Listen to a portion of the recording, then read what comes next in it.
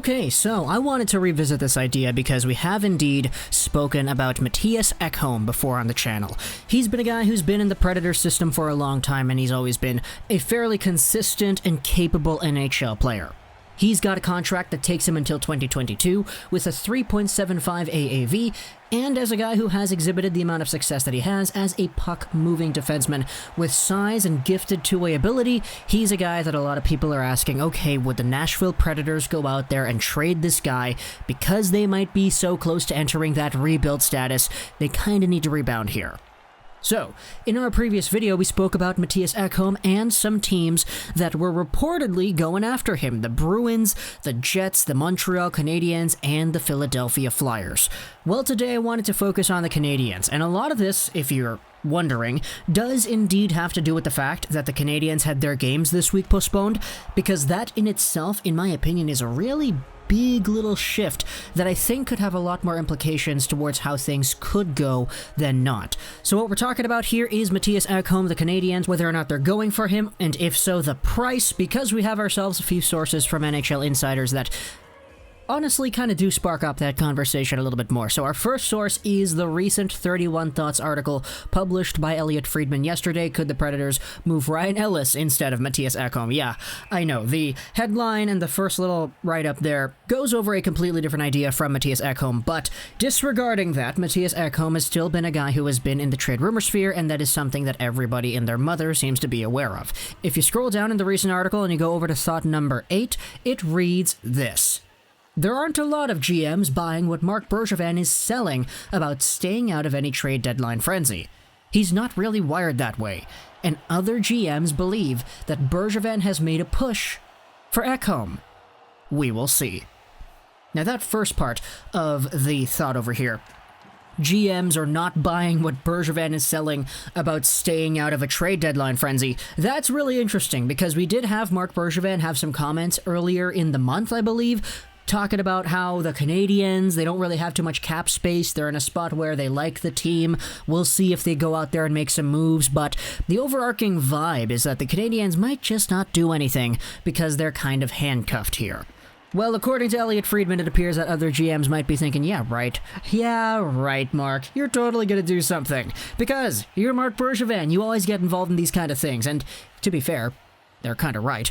But obviously, that is indeed a talking point of contention. The fact that other GMs are believing that Bergevin is going out there trying to make a trade for Mattias Ekholm.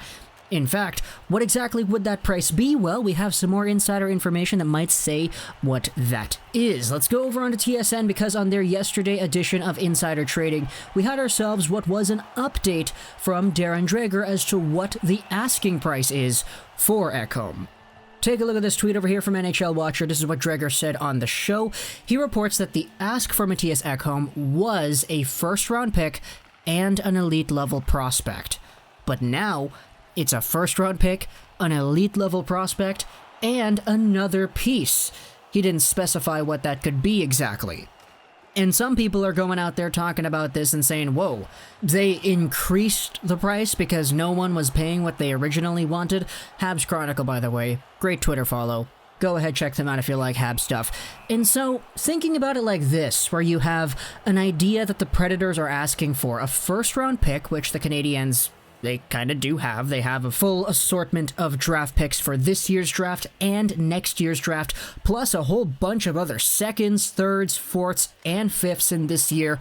If it's a first they want, hey, the Habs have a lot of other picks to compensate for that. They can definitely get that done. However, the next parts are kind of interesting. An elite-level prospect. What does that entail if you're the Montreal Canadiens? Is that Cole Caulfield? I mean, I guess he is definitely elite. Yeah, he's elite. He's in that conversation for sure. But we know that Marc Bergevin would do everything in his grubby paws power to not trade away Caulfield. Yeah, we're not doing that. But elite level prospect, is that a Caden Gooley? Is that a Matthias Norlinder? Is that a Jesse Alonen now, who is actually doing really well in the AHL? You have yourselves a boatload of guys in the Canadiens prospect pool that honestly could be defined as elite by some people, but obviously Cole Caulfield is the big fish here. So I think if Marc Bergevin is going out there talking to any other GMs about any playoff rentals, you know they're going to bring up Caulfield at the very least as a starting point of the conversation. Whether or not Bergevin holds his ground and suggests someone else, that's a different problem. But you also have another asset as well that might just be another defenseman in the NHL, a capable player at that level, or a forward or whatever.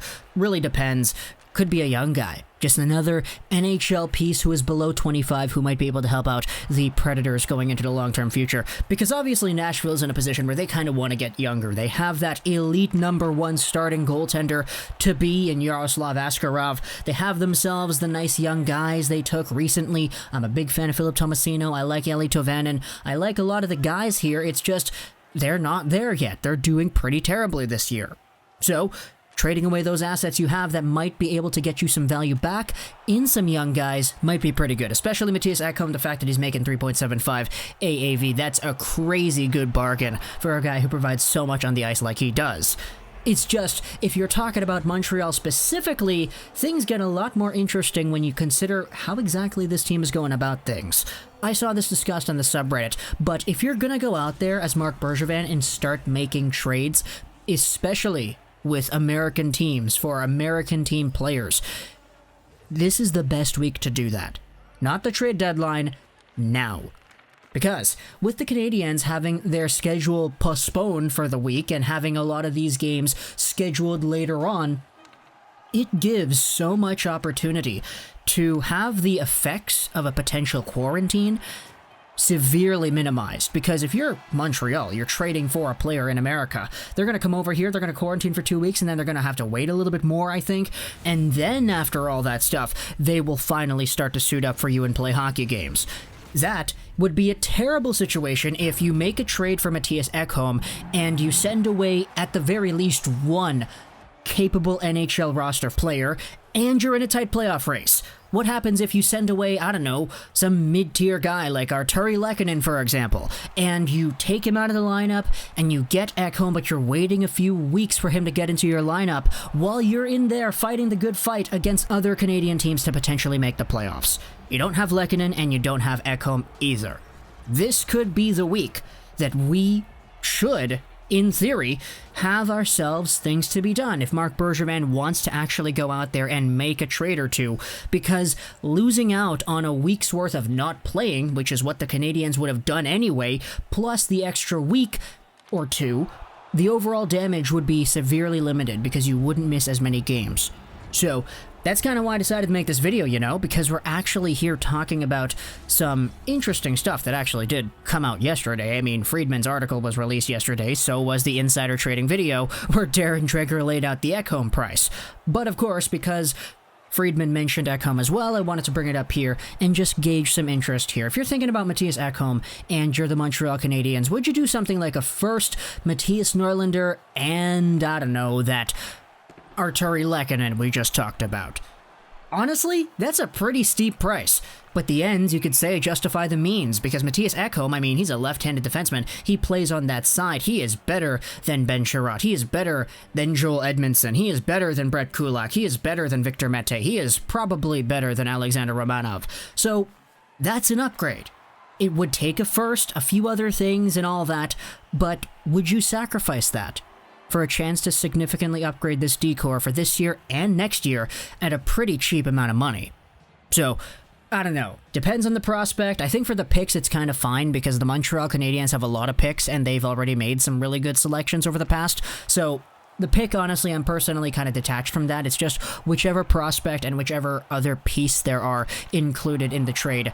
That could definitely change the conversation as well. So talk to me in the comments what you think about Mattias Ekholm and the Montreal Canadiens. Bergevin going after him, maybe, maybe not, and other teams not really thinking that he's telling the truth when he says, yeah, we don't want to do anything at the trade deadline. What do you think about the asking price for Ekholm? What do you think about the Canadiens' chances of going after him and whether or not they would, could, or should? Let me know in the comments. I hope you enjoyed this video. Trolls 99, and bye.